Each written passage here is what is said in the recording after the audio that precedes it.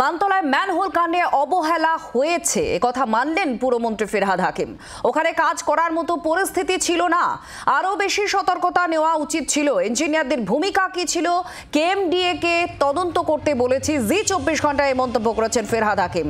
3টে প্রাণ চলে যায় এবং সেখানে বারবার প্রশ্ন উঠছিল যে কোনো রকম সুরক্ষা বা যে গাইডলাইন রয়েছে আইন মোতাবেক সেই গাইডলাইন মেনে কি সাফাই কর্মীদের ঢোকানো হয়েছিল ম্যানহোলে।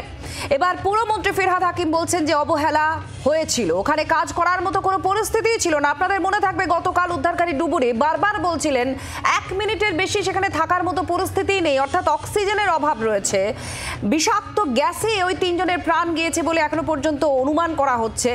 আর সেখানে পুরমন্ত্রী ফিরহাদ হাকিম গতকালও যান, কিন্তু আজ জি 24 ঘন্টাকে তিনি বলছেন হ্যাঁ সেখানে কাজ করার মতো পরিস্থিতি ছিল না এবং অবহেলা হয়েছিল। তদন্ত করতে বলা হয়েছে কেএমডিএ কে। ঠিক কার কি ভূমিকা এক্ষেত্রে ছিল, কারণ ঠিকাদারদের অধীনে এরা কাজ করেন, তারা কোনো রকম আগাম কি সতর্ক বার্তা বা সতর্কতা নিয়েছিলেন? নিলে কি এই অবস্থায় এই পরিস্থিতি তৈরি হতো? এই সমস্ত প্রশ্নগুলো তদন্তের মাধ্যমেই উঠে আসবে। ফিরহাদ হাকিম কি বলেছেন জি 24 ঘন্টাকে শুনুন। খুব অবহেলা হয়েছে। এইটা যেটা হয়েছে আমি গিয়ে যা দেখলাম কালকে, তাতে ওখানে ওয়ার্কেবল পরিস্থিতি ছিল না। সত্যি কথা বলতে যে ডিসচার্জ ওয়াটারগুলো যেভাবে রাস্তাঘাটে জমেছিল, একটা নরকুণ্ড, এটা আরও বেশি প্রিকশন নেওয়া উচিত ছিল। আমি কেএমডিএকে একটা ইনকোয়ারি করতে দিয়েছি যে কারা এখানে ছিল, যে ইঞ্জিনিয়াররা দায়িত্বে ছিলেন তাদের কর্তব্য কী ছিল, তাদের ওখানে শ্রমিকরা নামলো, কন্ট্রাক্টর নামলো, রোলগুলো কী ছিল, সেখানে যে ইঞ্জিনিয়াররা প্রেজেন্ট ছিল তারা প্রিকশন মেজারের জন্য বলেছিল কি না, এবং পুলিশও প্যারালাল একটা ইনকোয়ারি করছে। আপনারা শুনলেন পুরমন্ত্রী ফিরহাদ হাকিম আজ কি বলেছেন, এবং তিনি বলছেন অবহেলা ছিল, সেখানে কাজ করার মতো পরিস্থিতি ছিল না। কেএমডিএ কে দিয়ে তদন্ত করাচ্ছেন এবং পুলিশ সমান্তরালভাবে যেমন তদন্ত করা সেটা করছে।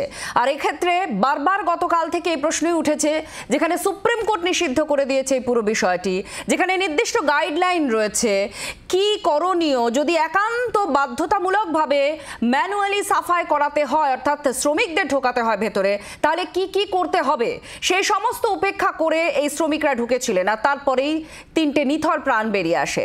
রক্তিমা দাস আমাদের প্রতিনিধির সঙ্গে আছেন। রক্তিমা, পুরমন্ত্রী তাহলে স্বীকার করছেন যে পরিস্থিতি ছিল না কাজ করার মতো সেখানে, আর সেখানে অবহেলা হয়েছে, কিন্তু অনেকটা সময় হয়ে গিয়েছে তার যে বক্তব্য সামনে এসেছে সেই উপলব্ধি, কিন্তু কি করণীয় এক্ষেত্রে, কি করা উচিত, কি বলছেন পুরমন্ত্রী? দেখো, একদমই গতকালের যে ঘটনাটি ঘটেছিল এবং সেখানে যে নজরদারি ছিল না সেটা এক কথায় স্পষ্ট হয়েছে।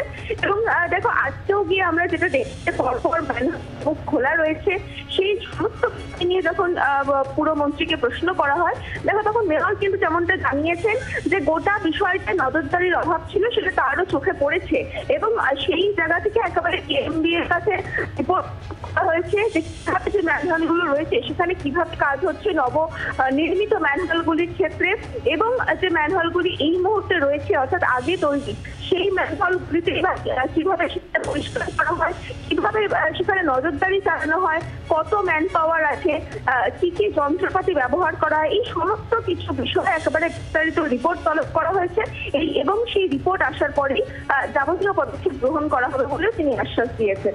রক্তিমা, এক্ষেত্রে একাধিক ম্যানহোল যেগুলো ওখানে তৈরি হচ্ছে, তার কিছু কিছু জায়গায় দেখা গিয়েছে সেখানে ঢাকনা নেই, পাশে পড়ে রয়েছে, এই সমস্ত দিকগুলোর কি করণীয়? কারণ পুরসভা বা যাদের তদারকিতে এই সমস্ত কাজ হয় সেই তদারকি দল নিয়ে কিছু বলেছেন মেয়র? দেখো, যে ক্ষেত্রে ইতিমধ্যে যে ম্যানহোলগুলি তৈরি হয়ে রয়েছে, অর্থাৎ আগে থেকে যেগুলি তৈরি হয়ে রয়েছে অথচ ঢাকনা নেই, সেটা যখন তাকে জিজ্ঞেস করা হয় সেই নিয়েও কিন্তু একেবারে মুখ্যমন্ত্রী বলেছেন যে তিনি গতকাল যখন গেছিলেন তিনি গিয়ে সেখানে নিজেও পরিদর্শন করেছেন এবং সেখানে সেই বিষয়গুলো যে নজরদারির বাইরে থাকছে সেটাও কিন্তু কার্যত তিনি স্বীকার করছেন। দেখো, সেটা পুরসভা এলাকায় হোক কিংবা কেএমডি এর আন্ডারেই হোক, যে কোনো এরিয়ার যে ম্যানহোলগুলি রয়েছে বর্তমান, সেই ম্যানহোলের মুখ কোনোভাবেই খোলা থাকবে না, এটা কিন্তু একেবারে স্পষ্ট করে নির্দেশিকা জারি রয়েছে। অন্যদিকে দেখো, নতুন যখন কোনো ম্যানহোল তৈরি হবে সেই ক্ষেত্রে তার চারপাশ ঘিরে রাখতে হবে এবং পর্যাপ্ত নিরাপত্তা দিয়ে রাখতে হবে, যাতে সেখানে কেউ পড়ে গিয়ে দুর্ঘটনা যাতে না ঘটে। এর পুরোটাই কিন্তু দেখা যাচ্ছে বানতলার যে লেদার ছিল না, এবং এই সমস্ত বিষয় কেন ছিল না, কেন এই অবহেলাগুলো করা হয়েছে, এই গোটা বিষয়টাই জানতে কিন্তু কেএমডি এর কাছে রিপোর্ট তলব করা হয়েছে বলে তিনি জানিয়েছেন। এবং কেএমডি এর এই রিপোর্ট আসার পরেই গুরুত্বপূর্ণ তারা বৈঠক করবে এবং তারপরে পর্যাপ্ত ব্যবস্থা নেওয়া হবে বলেও কিন্তু মুখ্যমন্ত্রী জানাচ্ছেন। আজকে ধন্যবাদ। বাংলার আওয়াজ, বাঙালির আবেগ, জি 24 ঘন্টা।